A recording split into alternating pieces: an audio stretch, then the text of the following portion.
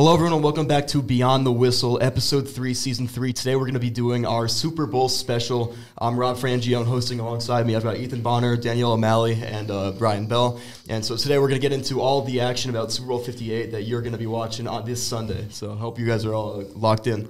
So, obviously, as we know, you got the 49ers taking on the Chiefs in Las Vegas on Sunday, Super Bowl 58. How are you guys feeling about this one? I'm excited for the game. I think that these are the two best teams. I would have rather had Baltimore win, rather have Detroit win, but I think San Francisco, Kansas City, it's just the matchup that everyone wants. So, I'm excited for it. Yeah, I definitely agree with that. And I also think that, like you said, these are the two best teams in the league. It's going to be a very good game, super competitive. It's not going to be one of those blowout Super Bowls. It's going to be a super good game. Yeah, I agree, too. I mean, this is the rematch of the 2020 Super Bowl where the Chiefs ended up winning 31-20. My team, I'm excited Quit for them to be back there, here. Six straight AFC championships that Mahomes has made it to. I'm excited that they're back in the Yeah, bowl. we're gonna be hearing this all. 3 rings, baby. I've got a feeling about it. Mahomes is gonna have 3. Yeah, so with that being said, let's talk about how we've gotten here. So in the NFC and AFC championship games, let's start in the AFC. I think that was the first game of the day. You had the Ravens. They're at home, but they choked one of the most winnable games I've ever seen in my life to the Chiefs. And I mean, man, my disappointment seeing the Chiefs move on to the Super Bowl. Ethan, I'm sorry. It was immeasurable. It's okay. I was not very happy seeing that happen. And then you move on to the 49ers-Lions game. Obviously, the Lions, everyone's really hoping for them to win, have some huge underdog story. And they choke I believe it was a 17-point lead that they had going into the half. I mean, It was just astonishing how you can let that happen. I think it was poor coaching was really the issue. I don't know. What do you guys think? I think, honestly, it's really experience from the coaching. I mean, Andy Reid, probably one of the top coaches that's ever been in the league, and I think that really showed in the games that the Chiefs played against the Bills, Dolphins, and Ravens, and especially in the Ravens game. The Chiefs' defense has improved so much this season, and I think it really showed by holding one of the best offenses in the league to only 10 points. Yeah, and to add on to that, the Chiefs have been to the last 6 AFC championships. They've been in this position before. The Ravens, they're not as experienced with this stuff, and obviously Lamar was battling injuries all season. He was not making smart plays throughout the game, so there's obviously some nerves there, whereas Mahomes, Kelsey, Reed, they've been here before. They know what they're doing. So being away and being in the same situation that they've been in pretty much the last 6 years, it just showed their experience with this AFC championship kind of pressure. Yeah. Yeah, I think defensively for Baltimore, they had the game plan. I think Mike McDonald drew up a great scheme, now the Seattle head coach. But I think Lamar Jackson, you could see the nerves, right? He hadn't been in that position before. He got injured in their last playoff game in the Bills when he made it that far, and that was in the divisional round. But I think playing the Chiefs, you can just tell he's a little bit nervous, right? It wasn't running as much, and I think that's what the key to success was. That's how they beat Houston, right? He had so many long runs. Kansas City, great defensive line, Chris Jones being able to neutralize him. But I just think that Lamar Jackson, that offense, they just couldn't really expose themselves as much as they wanted to. I mean, the thing with the Ravens was that everyone was criticizing. I think they ran the ball. They had a design run play maybe 6 times, and this is one of the best rushing offenses that we've seen. I mean, you got Gus Edwards, who I think touched the ball 3 times. Lamar Jackson didn't run nearly as much as he should have, and when he did scramble out, like you saw in that last drive, he just gets stopped a couple yards short of the line of scrimmage.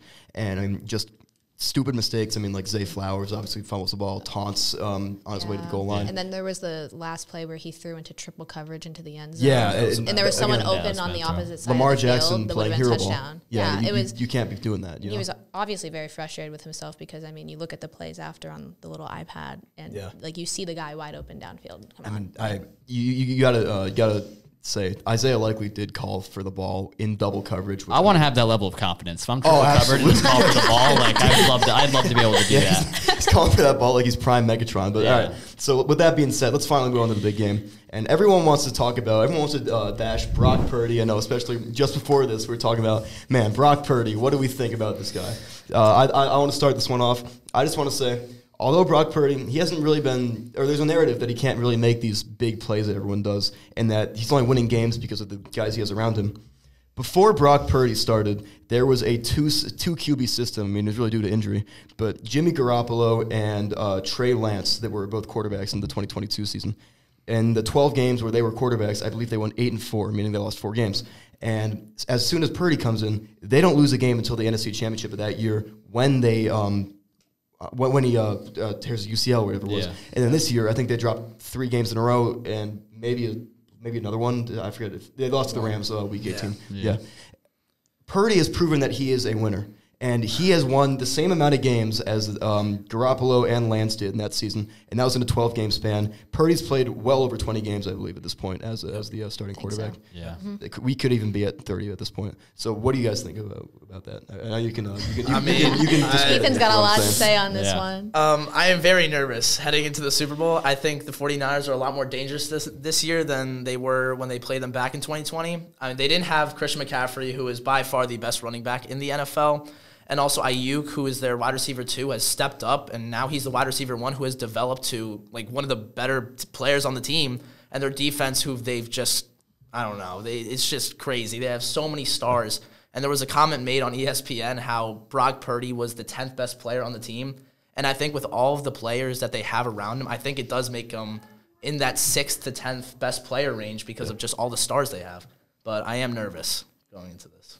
Yeah, I definitely think you think about quarterbacks like Tom Brady, and you mentioned Drew Brees before. Like they're both Super Bowl winners. They won because they made the people around them great. So the question is this a case of Brock Purdy making the people around him great, or are the people around him already great? And you just kind of have to see what he's done already. As Rob said, he's played over 30 games to this point, and he's already won more than Garoppolo and Trey Lance have and compared to last season. So, maybe Purdy is better than you're saying he is, not because of the people around him, but because he is just a good quarterback and he's working with what he has in a good way. I mean, Brock Purdy, last pick in the draft, right? He's Mr. Irrelevant. So I think you can't take away some credit from him, but obviously it's the talent, right? Yeah. You got Deebo Samuel, McCaffrey, George Kittle, Brandon Ayuk. I think of it as if Sam Darnold, right, the backup, if he started every game this season for the Niners, do you think they'd be in the Super Bowl right now?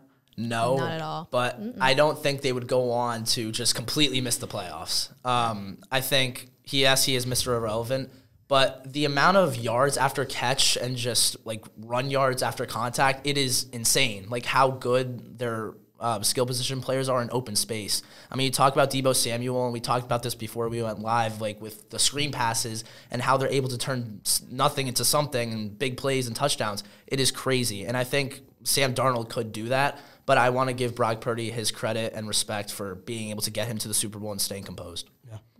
With that on the quarterbacks, let's move on to both quarterbacks and compare them. So, I mean, obviously Brock Purdy and Mahomes, they both had incredible seasons. I believe that Purdy's actually the passing yards leader this season. Is that right? I think it was Tua.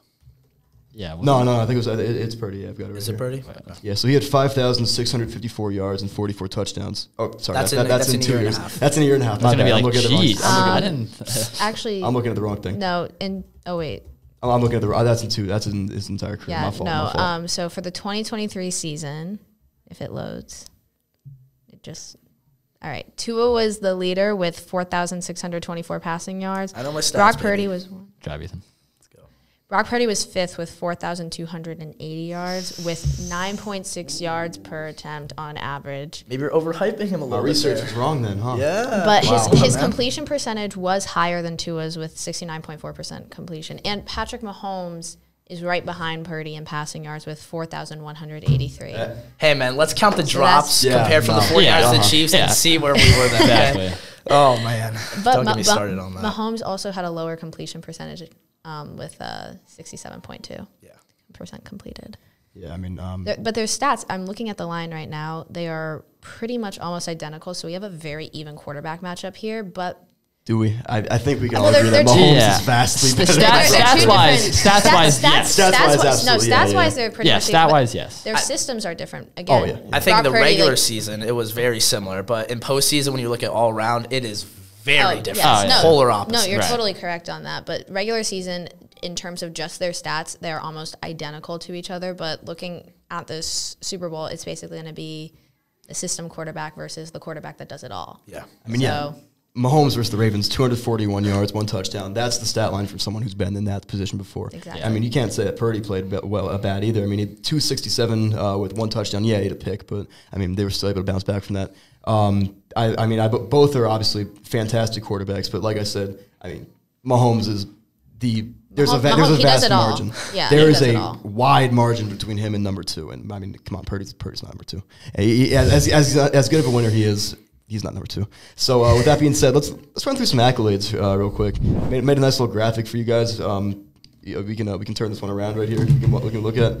So I believe we've got So Mahomes, 2-time Super Bowl champion, 2-time Super Bowl MVP, 2-time NFL MVP, and that his the year he won his first MVP, he also won Offensive Player of the Year. That was a fantastic season, by the way, like 50 touchdowns and 5,000 yards. Mm-hmm. He's got 28,000 yards. Okay, we got Ethan, stop grinning over there. Jeez, man. In 6 years, he has 28,000 yards and 219 touchdowns. He's been to 6 AFC Championship games, 4 of which he's won, 6 Pro Bowls, 2 All-Pros, and 10th overall pick. And a little interesting stat that Mr. Sapolsky maybe throw in: $52 million per year is what he's being paid. And if you look at Brock Purdy, he's younger. He doesn't have the time, the experience. He's been in the league 2 years, but he has been to 2 NFC championships, so he's 2 for 2 on that. First Super Bowl appearance, it's good for him. Going back to college, 2-time first team All Big 12. He was a 4-year starter, I believe. He was nominated for last year's Offensive Rookie of the Year. Thank God he didn't win because I think it was Breece Hall who won. No, he got hurt. I forgot.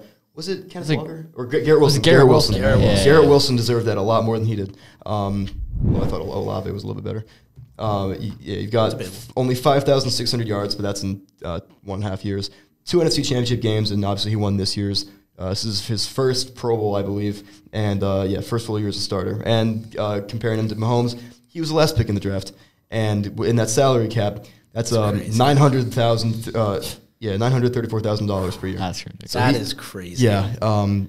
Obviously, for money wise, Purdy's actually helping his team a lot more than Mahomes is with that that cap weight. But I better believe it with the amount of stars they have on that team. Oh my god. Yeah. I'm shocked how they're able to keep those guys in because they brought in like Chase Young this year. That wasn't cheap. Javon Hargrave in the offseason from the Eagles, he was a solid player. And it's interesting, just looking and seeing what these quarterbacks have against each other. All right, so I think a really interesting key thing to go about is to go through the comparison. Like Ethan said, these two teams met in 2020, and these teams, the cores are the same, but in some aspects, they're shockingly different. Let's start with the 49ers. So you've got Jimmy Garoppolo, who was the quarterback back then, overthrew Emmanuel Sanders on that possible game-tying drive, replaced by Brock Purdy. You had Raheem Mostert, who torched the Packers back in 2019 to get them to that Super Bowl, replaced by Christian McCaffrey now. And, Deebo Samuel, he's still there, but Brandon Ayuk's really taken over that wide receiver 1 role. So do you guys think that what role do you think this has really been helped out most, would you say? Honestly, Christian McCaffrey.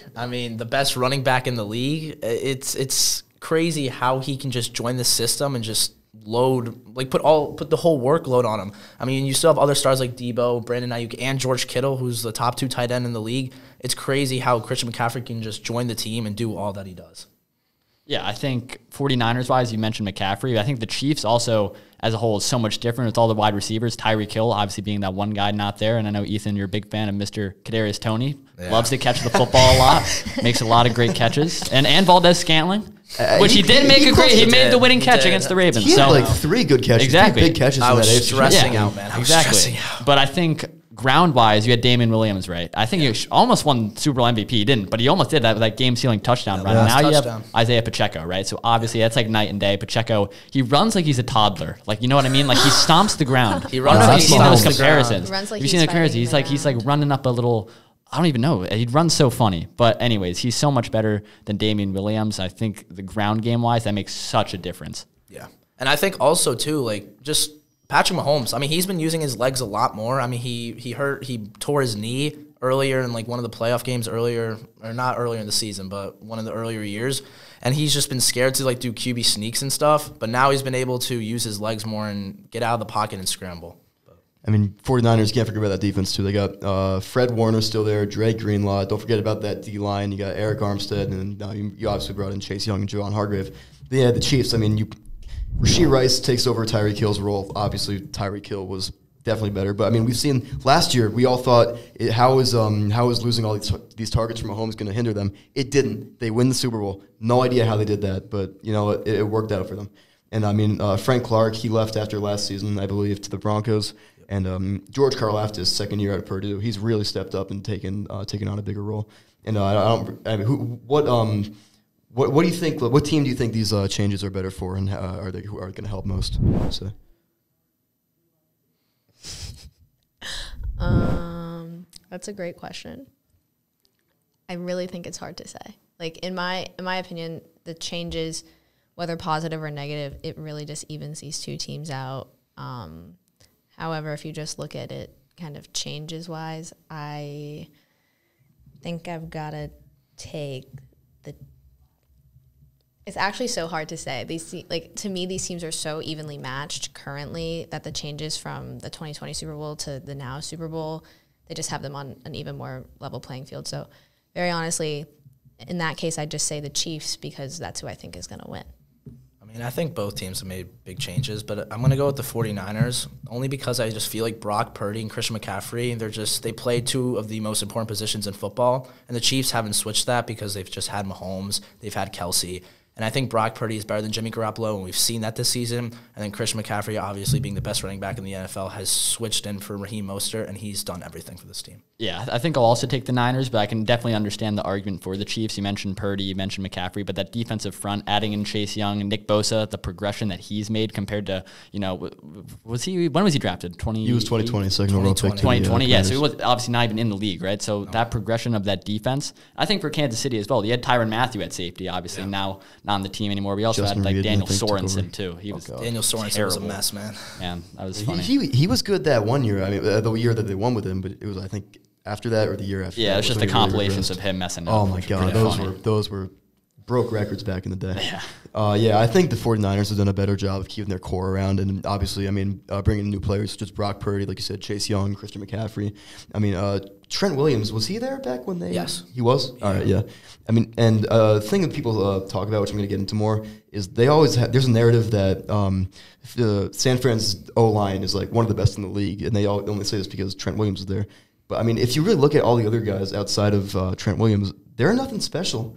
I mean, what they do, they run the ball in the direction of Trent Williams because he's the guy that can move big body dudes and that he could open up holes. But outside of him, take away Trent Williams, take away Deebo Samuel, you don't really have a whole lot of separation, or you don't really have a whole lot of winning outside of that. As we saw, 3-game losing streak, I don't think they had Deebo Samuel for any of those games. And if they lose Deebo Samuel to, God forbid, something like injury takes place, then, I mean, that could really be something. So I say we move on to picks real quick. It's going to go me, Ethan, Ryan, and Danielle, just for convenience of the graphic that I made, no order in specific.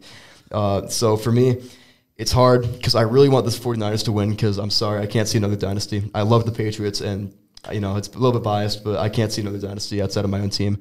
But I got to go with the Chiefs here. I mean, it's hard, though, because, I mean, they feel unlikable this year. Travis Kelce just seems kind of like a big bully player, like pushing around dudes like Justin Tucker. You saw that. But I can't let my personal feelings get in the way of this game. You can't count out Andy Reid, Patrick Mahomes, the experience those dudes have, just like I did last year against the Eagles. Give me the Chiefs. Yeah, I'm also going to go with the Chiefs. It's not a biased opinion. I just think Mahomes, he has a 14-3. No. Mahomes has a 14-3 playoff record, and I think the Super Bowl is decided by whoever has the best quarterback and head coaching duo. And I think when they lost the Super Bowl to Brady and the Bucs head coach, I think Brady was way more experienced, and he had the talent to beat Mahomes. And I think Mahomes is going to be able to pull it off. And Andy Reid against Kyle Shanahan is 3-0, and I think it's going to go at 4-0 once they play on Sunday. You two are going Chiefs. We're waiting on Danielle's. I'm going with the Niners, all right? I think I'm going to be lone wolf in this one here.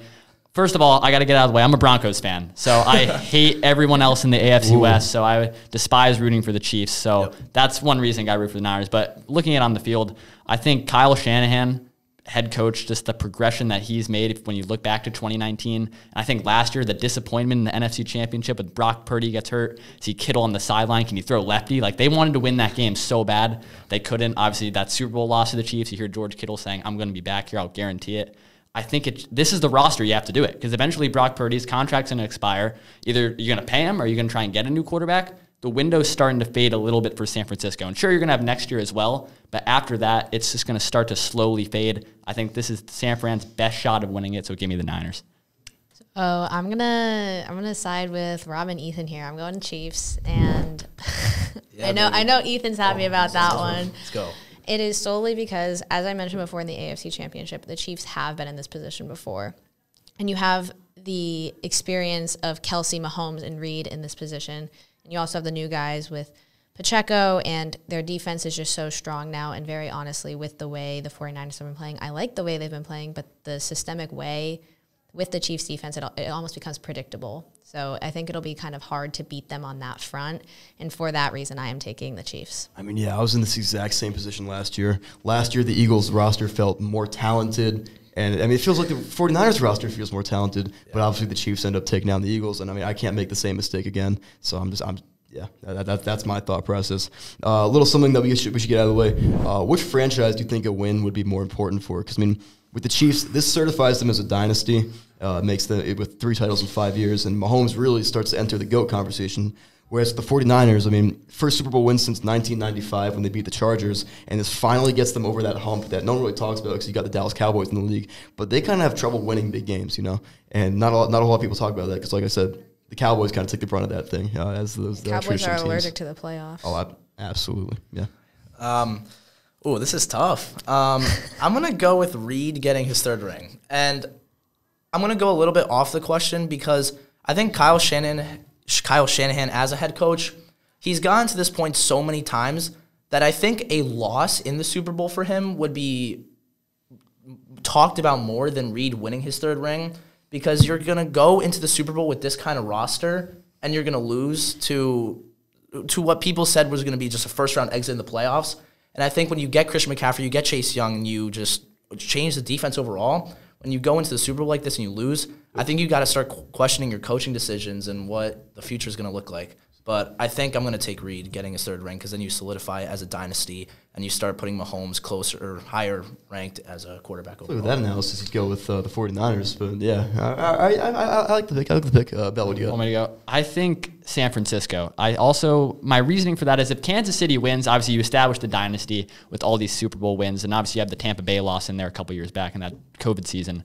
But for San Francisco, this is going to mean so much for them. Obviously, you mentioned it happened once since 1995. I think they beat the Chargers. I'm just going to throw out a stat. That was a scoregami, by the way, I think, 49-26. Oh, wow. That's an interesting score. But, yeah, I think for San Francisco, and especially, Ethan, you brought up Kyle Shanahan. He needs this so bad. 2019, you lose. 2020, or last year, losing to the Eagles in the NFC Championship. Remember, he was the offensive coordinator of the Falcons when they blew that 28-3 lead. Yeah, so I think his father, right, won 2 Super Bowls with the Broncos, back-to-back Super Bowls. So I think he's trying to live up to maybe what his dad wants him to do. Winning a Super Bowl, it's going to mean so much to him. And again, if Kansas City loses, it's like with the roster, you look at it from the beginning of the season when they lost to Detroit, no one thought they were going to make the Super Bowl. You say Kansas City, they're going to have a down year. Maybe they make the playoffs, but I think they're going to be rewarded for the good effort they had. But for San Francisco, you got to win it this year. Yeah. For me, I feel like I'm so neutral on all of these. It really depends because when were the Patriots considered a dynasty? You know, that was the last dynasty. So based on when they were considered a dynasty, that's when it becomes more important. So if they were considered a dynasty around their 3rd Super Bowl win, consistently making the AFC Championship, Tom Brady enters the GOAT conversation. If that timeline is following the timeline that is happening currently with Mahomes and the Chiefs, then I would say that this is more important for the Chiefs. However, if around this time Tom Brady and the Patriots were not being considered a dynasty, then I would agree with Ryan on that this is way more important for San Francisco to kind of change the trajectory of the last 3 to 4 years, get over that hump, kind of solidify Kyle Shanahan as not a coach that kind of crumbles under the pressure, but as someone that rises to the occasion. So in that case, the 49ers, for me, it would be more important for them. But if this is the same timeline as the Patriots, then it's more important for the Chiefs. Yeah, I mean, I'm gonna go with the 49ers in this. They kind of feel like my Michigan Wolverines, baby, at national championships 2024. Because, I mean, Michigan, they hadn't won since 97, and they go into the national championship losing 2 bowl games in a row. I mean, really, it was like 6 or 7 in a row, but like 2 college football semifinals they've lost in a row. And, I mean, it's really, if they lose a 3rd time, I mean, what's going to happen? This is really their last shot to do it. And like you said, this really feels like the window's kind of closing for San Francisco. I mean, because they're going to, sooner or later, they're going to have to start paying their guys, you know? Yeah. And, I mean, if the 49ers can't win, it keeps on that narrative going that, you know, they can't win big games just like Michigan. And so I really think that they're going to, I really hope that's what they are able to do. But I think the 49ers really need this one a lot more because, I mean, like, the Chiefs, you've got your Super Bowl rings. Everyone knows that no one's doubting your dominance at this point. Everyone's scared to play you guys. So, Ethan, I know that just made you. I know that makes you real happy. Say anything. No, but that's my analysis. I think Kyle Shanahan, he knows what's on the line. He knows what his father has done. And for the Broncos, Michael Shanahan, he won back-to-back Super Bowls for you guys in his 14 seasons coaching there. A little before my time. But Yep, exactly. You didn't get to witness it, Yeah. but he did have an impact on your team, and yeah. All right, so with that, that's going to do it for episode 3 of season 3 of Beyond the Whistle. Thank you guys so much for joining us. Alongside me, Ethan Bonheur, Danielle O'Malley, and Ryan Bell. And we'll see you guys in the next one. Thank you.